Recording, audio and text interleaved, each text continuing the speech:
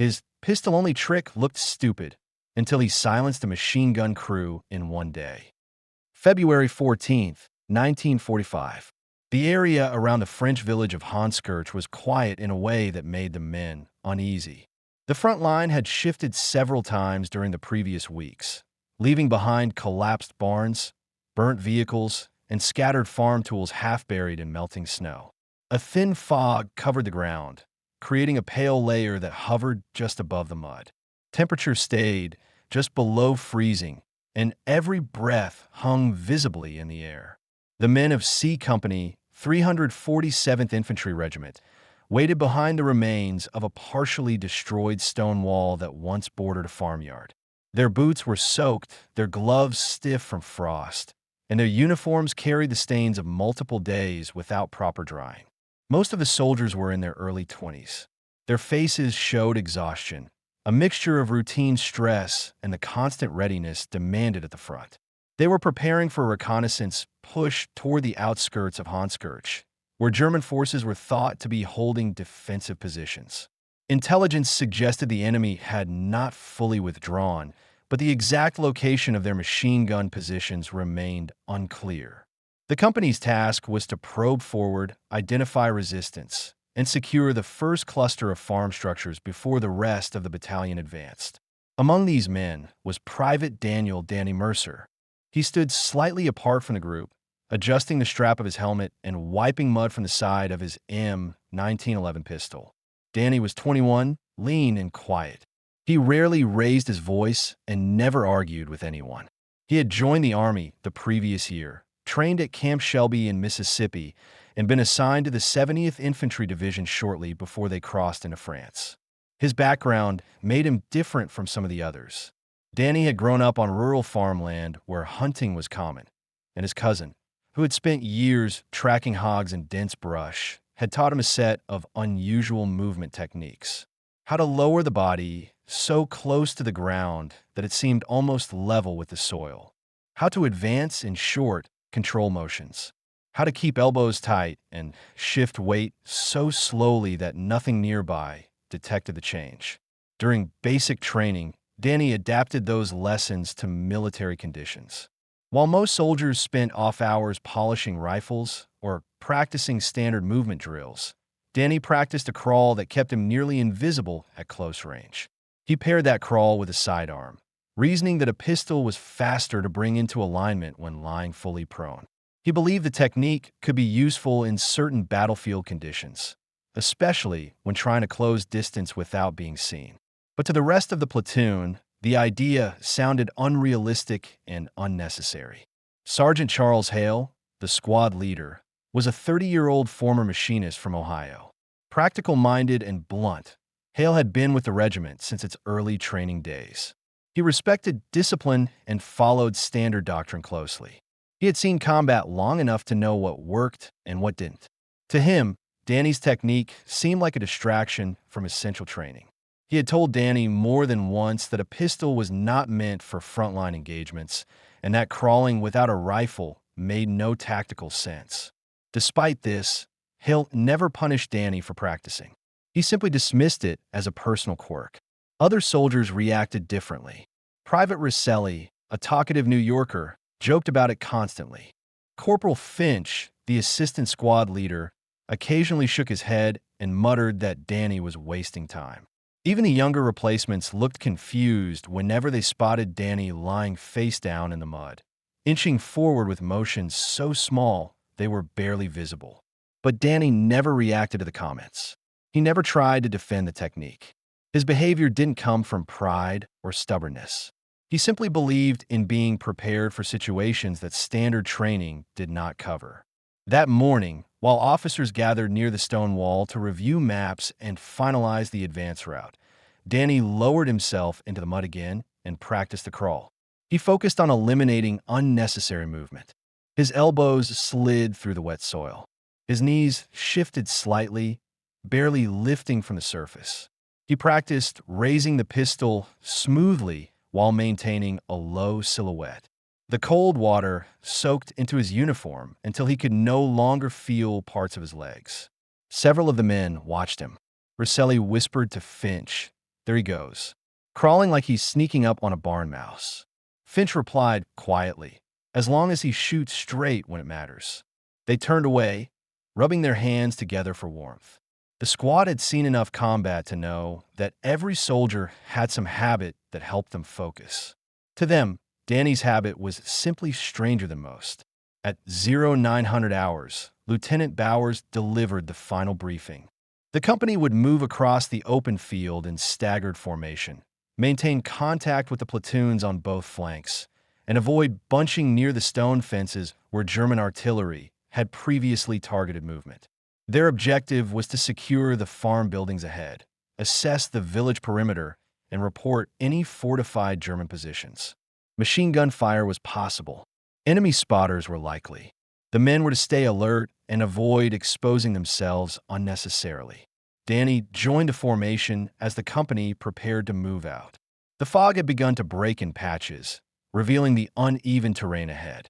Meltwater filled shallow depressions, creating reflective pools that distorted distance. Broken farm equipment lay half submerged in the mud.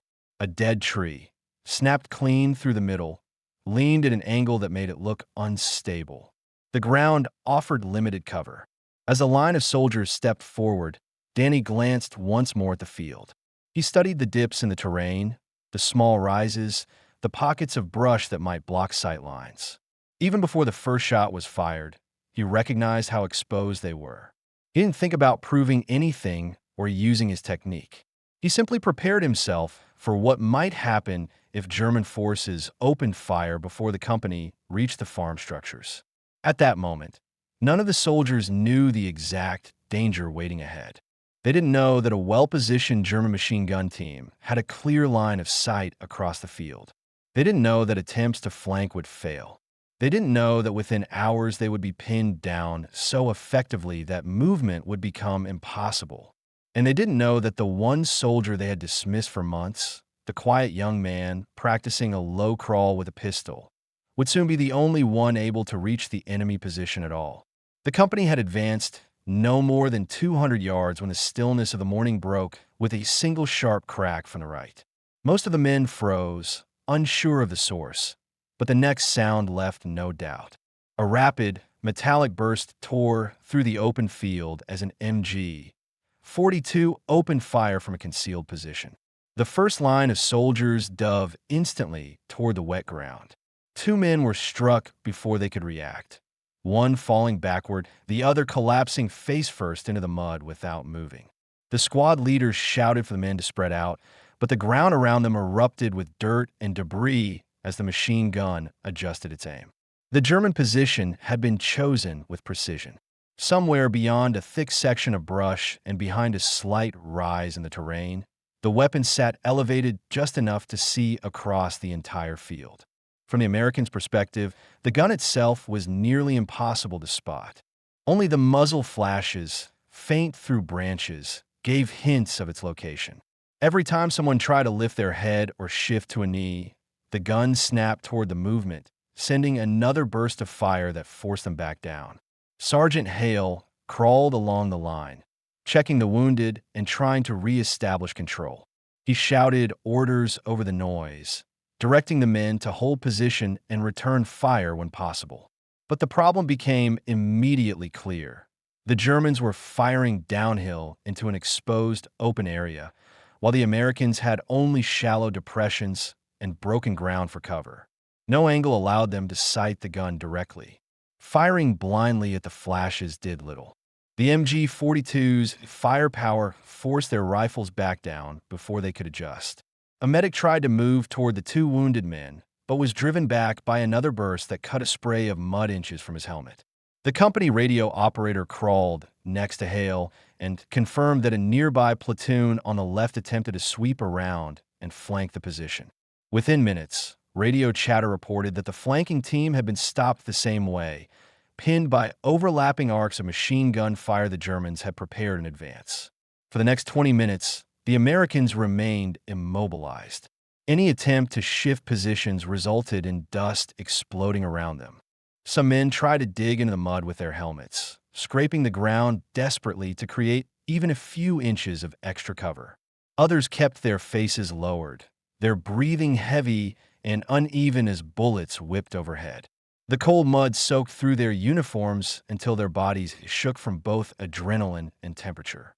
Danny Mercer lay flat beside a broken fence post, watching the fire pattern the MG-42 sent across the field. He noticed how the burst swept from left to right in a repeating rhythm, likely coordinated between the gunner and the spotter who controlled target identification.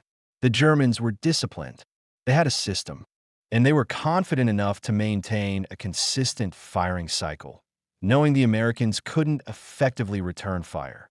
Every few bursts, Danny could hear faint German voices calling adjustments, short commands, quick confirmations. Hale crawled up near Danny. Mud streaked across his face. "Stay down. They have us zeroed in," he said, raising his voice against the noise. Danny nodded, but his attention remained on the terrain. He studied the shallow dips and uneven ground stretching between the fence line and the suspected German nest. The fog had thinned enough to reveal the contours more clearly. Some areas were dangerously flat, but others dipped just enough to conceal a low profile. Danny tracked each dip with his eyes, mentally marking the ones that aligned with the rhythm of the MG-42's bursts. A second attempt by the platoon on the left flank failed within minutes. The radio operator reported that their movement had been detected almost immediately.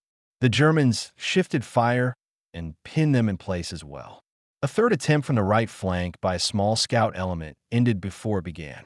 The moment they tried to move forward, the gunner redirected a short burst that forced them to retreat.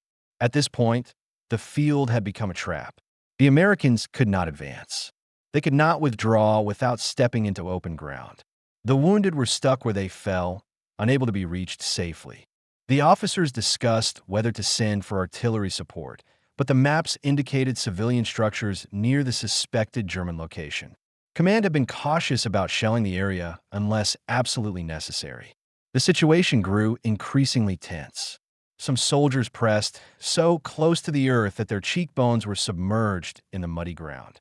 Several murmured to themselves, not out of panic, but as a way to stay focused. Others simply stared ahead, waiting for a break in the gunfire that never came. Danny kept his face lowered, but his mind worked quickly. He understood the standard approach had failed. The flanking attempts were predictable and exposed. Standing up to fire was impossible. Crawl-forward tactics, the way most soldiers were trained, placed their silhouettes too high. The German line of sight covered every conventional movement. Danny's technique, one the others had always found pointless, did not follow conventional movement patterns. He turned to Hale and spoke quietly enough not to be heard beyond a few feet. "I can get close," he said. Hale stared at him, unable to respond for a moment. He looked from Danny to the open field, then back again. The idea seemed unreasonable. Crawling toward an MG-42 was something no one chose willingly. "They'll cut you in half out there," Hale said. Danny shook his head slightly. "Not if I stay below their angle." Another burst tore across the field, forcing both men to press their helmets deeper into the mud. Hale glanced at the rest of the squad. They were running out of options. The Germans were too well positioned, too well trained, and too confident in their firing arcs to allow any standard approach. Danny waited for an answer, not impatiently, but with steady focus. Hale finally exhaled and nodded once, a short gesture that carried the weight of the entire situation. "If you're doing this," he said quietly, "do it on your timing. And don't stop unless you have to." Danny nodded. There was no ceremony, no dramatic pause, no expectation of praise. He understood the risk clearly. He also understood that the alternative meant staying pinned until more men were wounded or killed. He removed the mud-covered strap of his rifle, set the weapon aside behind the fence post, and checked the M1911 at his hip. The pistol felt cold in his hand. Mud clung to the frame, but the action remained smooth when he tested it. He adjusted his position, lowering his chest fully into the mud until he felt the weight of the ground settle onto his ribs. He waited for the next MG-42 burst. As soon as the gunner opened fire again, Danny moved forward 1 inch. The rest of the squad watched him disappear into the terrain, unsure whether they had just witnessed a desperate act or the first step toward breaking the deadlock holding them hostage. Danny shifted his weight carefully, allowing his body to sink deeper into the mud. The cold water pressed into his uniform, spreading slowly through the fabric until he felt it against his skin. His elbows slid forward with controlled precision, pushing only enough to move his body a single inch at a time. He kept his toes pointed outward, avoiding any upward movement that might disturb the mud or create a visible ripple. The MG-42 continued firing in long, deliberate bursts, its rhythm steady and predictable. The terrain ahead was uneven, dotted with shallow depressions left by old farming equipment and winter erosion. These dips were not deep enough to hide a standing man, but for someone at ground level, they formed a narrow and fragile pathway. Danny used each one to shield his movement, advancing only when the machine gun's bursts peaked loud enough to mask the faint sound his uniform made sliding through the mud. Behind him, the rest of the squad stayed pressed into the earth, watching in silence as his body seemed to merge with the landscape. No one spoke. Even Rosselli, who always had something to say, remained quiet. Hale kept his eyes fixed on Danny, tracking each subtle shift as if trying to memorize the technique that he had once dismissed outright. Danny's breathing remained slow and steady. He kept his face close enough to the soil that he could feel grains stick to his cheek. He moved during the bursts, then froze during the short pauses between them. The Germans were firing in a disciplined cycle, likely to prevent the barrel from overheating. This created brief intervals, only a few seconds long, where the field went silent except for the crackle of lingering debris. Each interval was dangerous. If the German spotter scanned the field at the wrong moment, Danny's motionless shape might still appear suspicious. He remained perfectly still during every pause, muscles tightened to maintain his position. When the gun roared again, he moved forward another inch. At 70 yards from the squad's position, the terrain began to shift. Meltwater had pooled into a long, narrow channel that looked shallow from a distance, but ran deep enough to swallow a man's elbows. Danny eased into it, letting the water fill around his torso. The temperature cut through him instantly, but the channel's depth allowed him to lower himself even further, reducing his profile to nearly nothing. He advanced along its length, feeling the mud cling to his equipment and weigh down his clothing. Each movement became slower, heavier, but also safer. At around 50 yards, he could hear the Germans' voices clearly. They were close enough now that individual words carried through the cold air. He recognized the tone, calm, controlled communication between a machine gun team that understood their advantage. One voice called out adjustments, directing the gunner to shift fire slightly left or right. Another voice, rougher and louder, called out ammunition checks. They sounded confident, unhurried. Danny remained motionless as he listened, mapping their routine.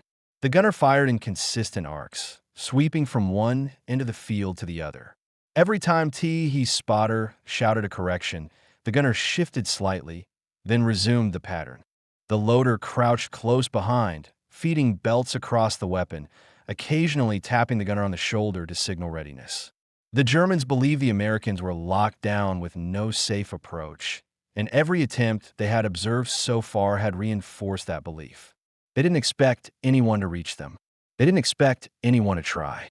At 40 yards, Danny moved out of the water channel and into a patch of soft ground covered in broken winter grass. This section was more exposed. The grass was sparse, offering little visual concealment. Danny pressed his body into the soil until the blades bent around him. He waited through 2 full firing cycles, studying the slight variations in the arcs of fire. The Germans were adjusting their aim more frequently now, likely noticing that the Americans were refusing to expose themselves. Danny moved only when the gun reached the far left of its sweep. He slid forward slowly until his chest felt the next slight rise in the terrain. Once behind it, he paused again. At 30 yards, the enemy voices grew clearer. Danny could hear them without difficulty now. The loader complained about the cold, shaking his hands. The gunner answered with something short and irritated. Their conversation was mundane, the kind exchanged by soldiers who believed the situation was under control. Danny kept his breathing quiet and steady. His uniform was soaked completely through, but he ignored the cold spreading through his chest and arms. At 20 yards, he reached a fallen tree trunk half submerged in the mud. Its bark had been stripped away by artillery weeks earlier, leaving only smooth, pale wood. Danny used it as partial cover, positioning himself on the far side so the trunk hid his silhouette from the German line. He listened again to the firing pattern. The gunner's rhythm had lengthened slightly, likely compensating for fatigue or barrel heat. Danny calculated the timing. The gun swept right, paused, then swept left. During the left sweep, the German angle created a blind zone just ahead of the machine gun's right flank, a narrow strip of land that dipped slightly, barely noticeable unless someone was lying in it. Danny steered toward that blind zone. At 15 yards, he holstered his pistol briefly to wipe mud from the grip. He did not want the weapon slipping when he needed it most.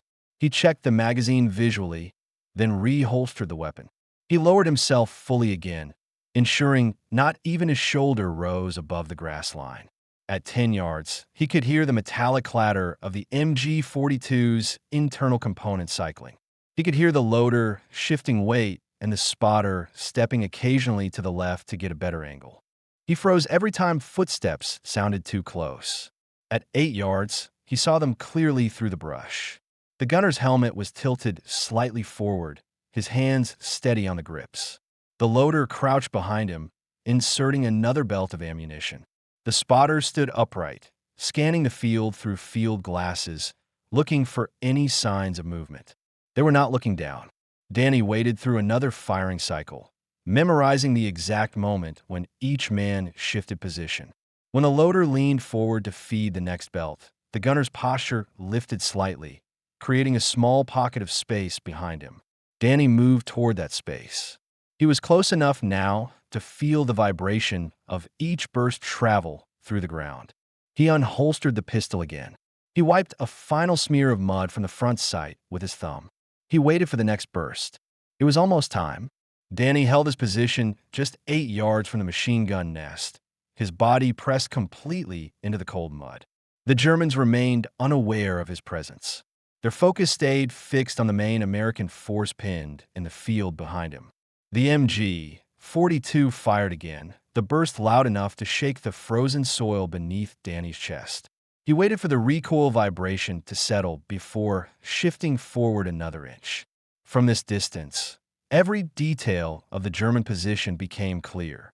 The machine gun sat on a low tripod braced between two broken fence posts. Ammunition belts were laid out neatly in a curved line beside the loader. A small canvas bag held spare barrels, positioned for quick changes if the weapon overheated. The spotter stood slightly behind and to the right, raising his field glasses every few seconds. He scanned the field in deliberate, steady movements, searching for any sign of American advance. Danny's eyes tracked each man's routine. The gunner leaned into the weapon, shoulders squared, adjusting his aim a few degrees after every burst. The loader stayed hunched over, feeding the belt through without looking up. The spotter shifted his stance periodically, clearing the fog from his lenses with a gloved thumb. Their movements formed a cycle. Their timing was consistent. Their confidence was evident. They believed no one could reach them. Danny tightened his grip on the pistol. The weapon was wet and cold, but the action was smooth when he tested it earlier. He adjusted the angle of his right hand until the muzzle pointed directly ahead, without raising his elbow above the grass line. He slowed his breathing further, controlling each inhale so it didn't move his shoulders visibly. He waited through another burst. As the gunner began firing again, the loader leaned forward to reposition the belt. This shifted the loader's head slightly out of position and exposed the side of his torso. The spotter stepped left, lifting his field glasses. For a moment, the German team was entirely focused on the Americans in the distance. Danny advanced the final 3 yards. His movement was nearly imperceptible. He slid forward until he reached the blind angle created behind the machine gun's right flank. From this spot, He had a clear view of the gunner's back and the loader's side. The spotter's attention remained elsewhere. Danny waited. He listened for the exact moment when the gunner completed the next sweep. The MG-42's rate of fire increased slightly as the gunner pressed the trigger longer than before. The sound masked everything else. When the weapon stopped firing for its short cool-down pause, Danny raised the pistol slowly, ensuring the front sight aligned with the gunner's upper back.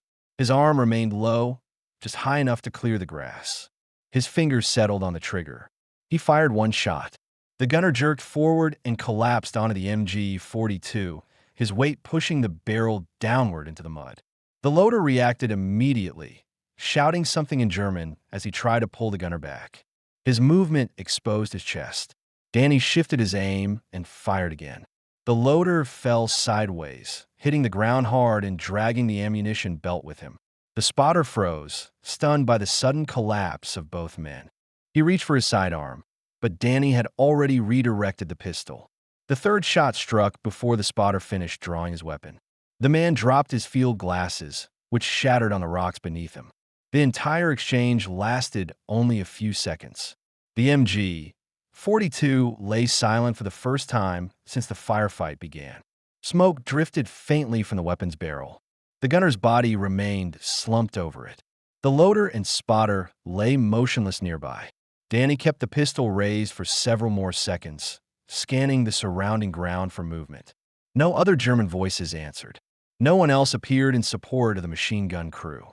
Danny lowered himself back into the mud, keeping his profile flat in case another enemy position overlooked the nest. He waited, listening for signs of reinforcements. The only sounds were distant rifle cracks and the faint echo of artillery far behind the lines. The immediate area around a machine gun nest was still. He moved forward again, inspecting each German soldier quickly to confirm none were attempting to rise. The gunner's hands remained locked around the grips of the MG-42. The loader's ammunition belt lay spread across the ground. The spotter's field glasses glinted in the mud. The machine gun team was completely neutralized. Danny exhaled slowly, not from relief, but because he had been holding his breath longer than he realized. His uniform was soaked from neck to boots. His fingers were stiff from the cold.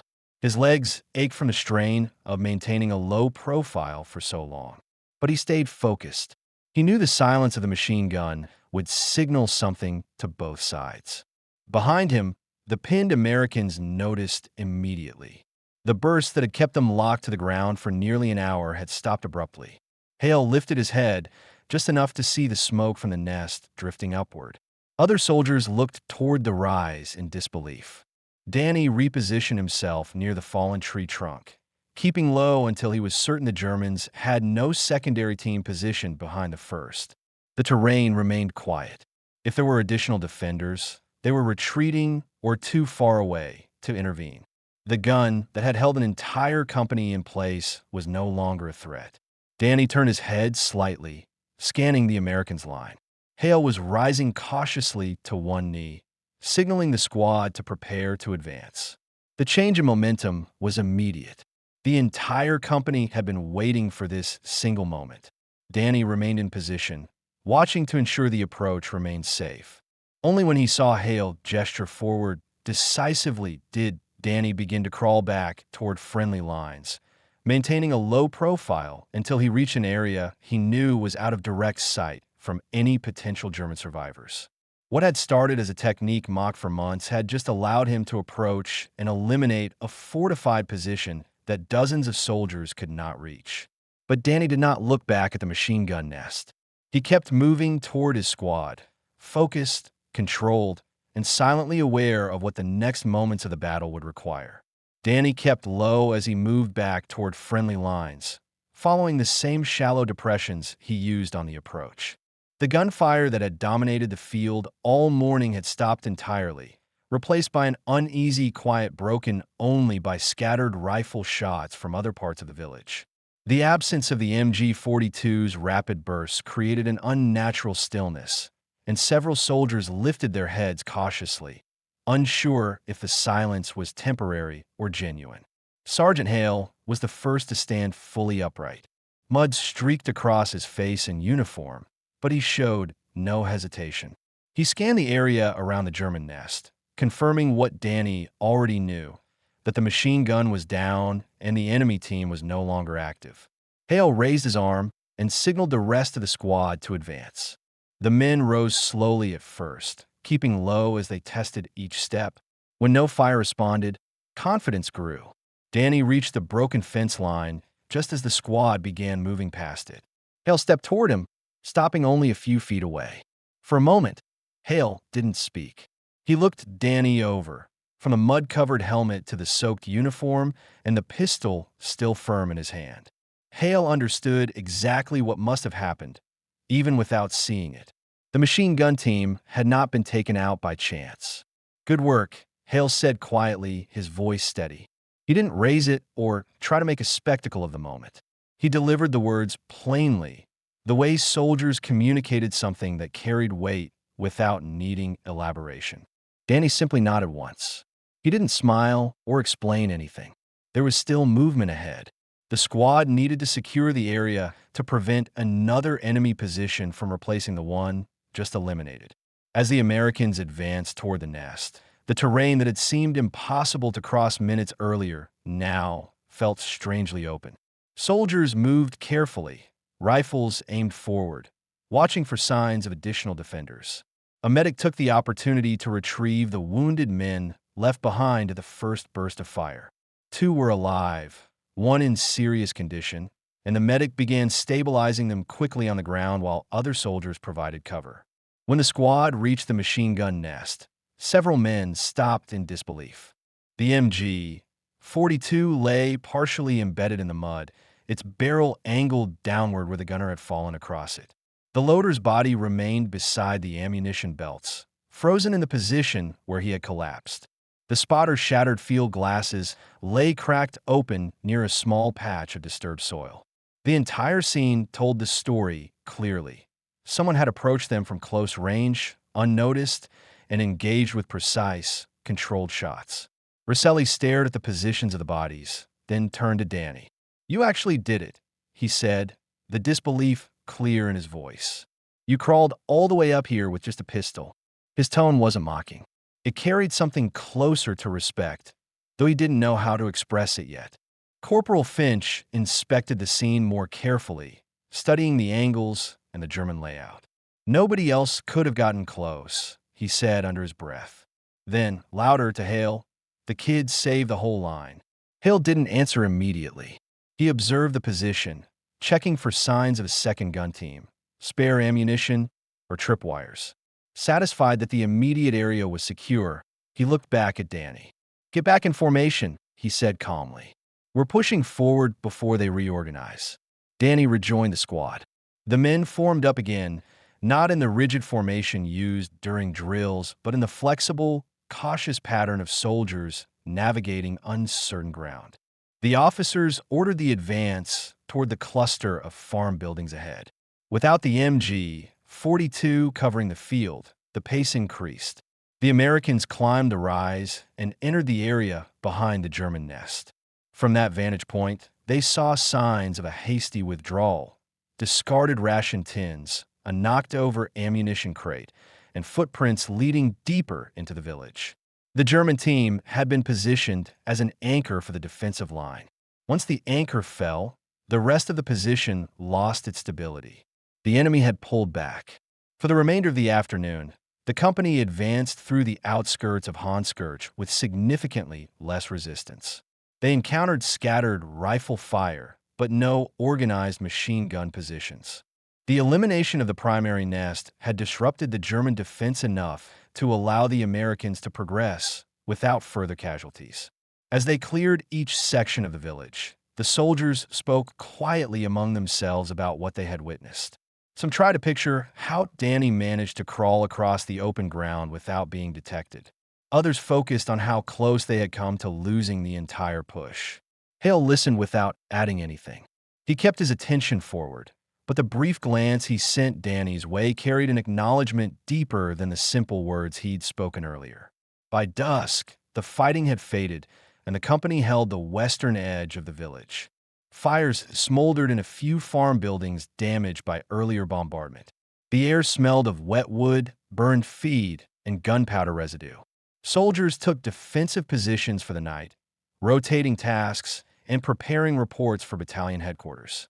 As darkness settled, several men approached Danny individually. They didn't congratulate him loudly or dramatically.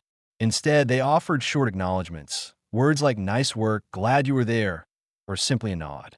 For frontline soldiers, such gestures carried more meaning than formal compliments. Danny accepted each quietly, offering the same nod in return.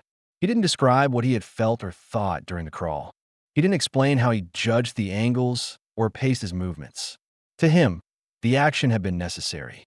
Not heroic, not spectacular, just necessary.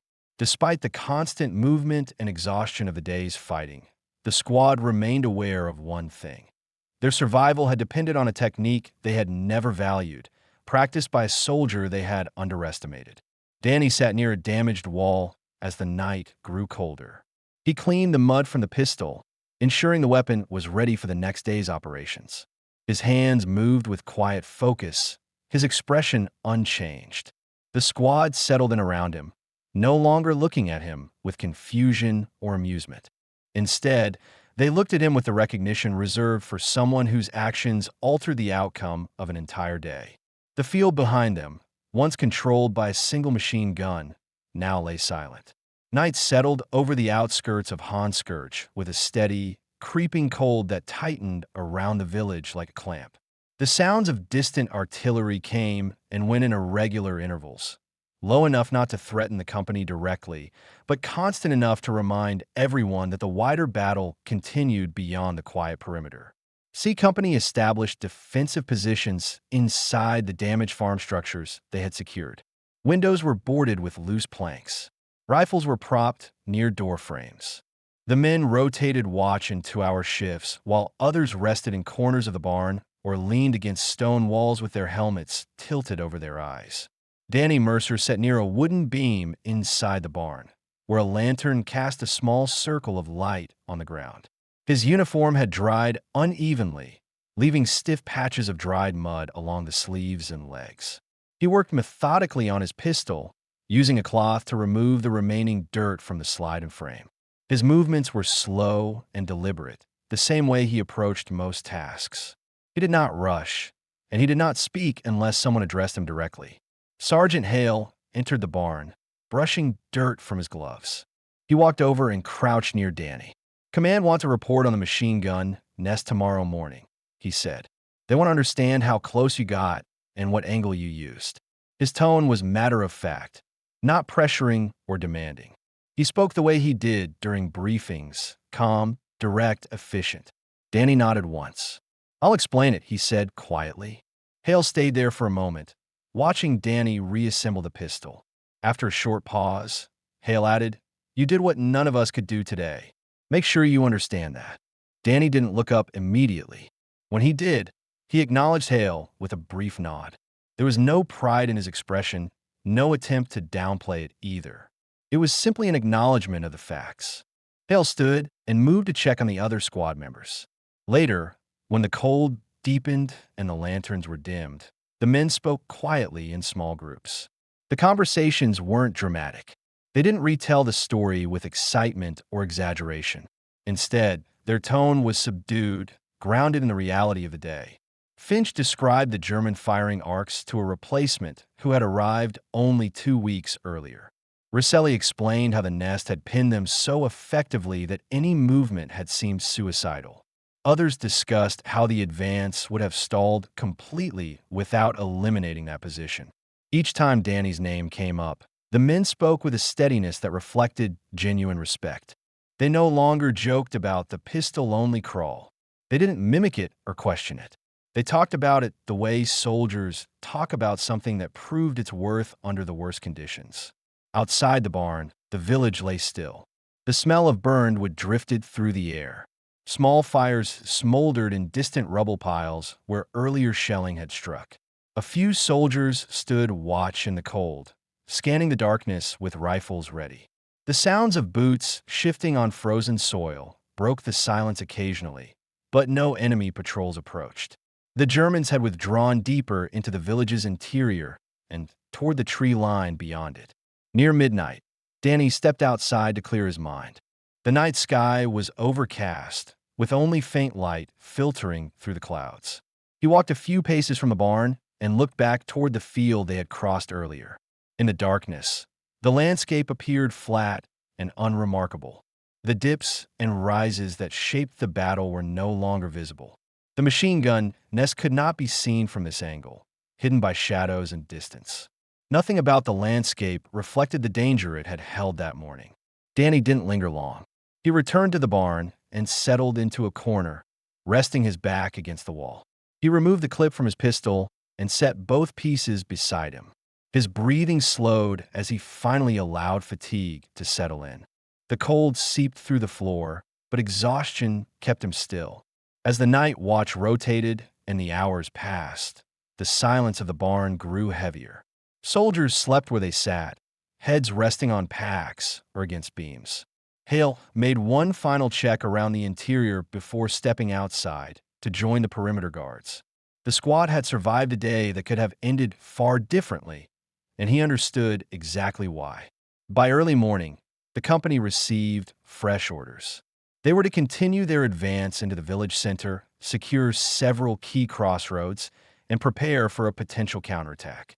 The machine gun nest Danny had eliminated would be included in the after-action report as a significant turning point in the day's operations. Battalion headquarters wanted the details documented clearly: angles, timing, distances, and tactical analysis. But Danny himself didn't change his behavior. He cleaned his weapon, adjusted his gear, and fell into formation just as quietly as he had the day before. He didn't expect recognition. He didn't seek it. For him, the action at the nest had been a response to necessity, not an attempt at distinction. Still, the men around him saw him differently. When they formed ranks and prepared to move out, the looks exchanged were no longer puzzled or dismissive. They were steady, respectful, and grounded in the knowledge that their survival had depended on someone doing something they themselves could not. The field behind them remained silent. The nest remained still. The day ahead held new risks, but the company moved forward with a renewed sense of confidence. Not because victory was guaranteed, but because they had seen how a single decision, made by one quiet soldier, could alter the course of an entire operation. As they advanced deeper into Hanskirch, one truth settled among the squad. What mattered in war was not the weapon itself, nor the standard tactics, nor the expectations others placed on a soldier. What mattered was the willingness to act when the moment demanded it. Danny Mercer had acted. The machine gun nest had fallen, and dozens of men were alive because of it.